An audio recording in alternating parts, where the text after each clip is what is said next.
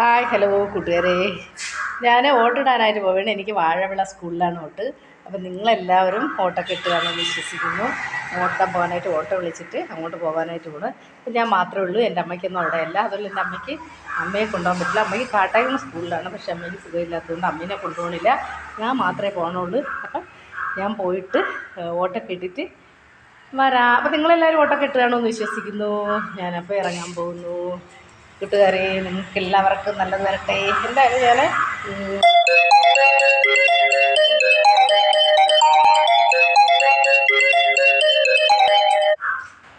അപ്പം ടാറ്റാ. അപ്പോൾ ഓട്ടൊക്കെ ഇട്ടിട്ട് വരുമ്പോൾ തിരിച്ച് വരുമ്പോൾ കാണാം. അപ്പം ഇങ്ങനെ ഫോട്ടോയിൽ പോകാനായിട്ട് പോകണേ.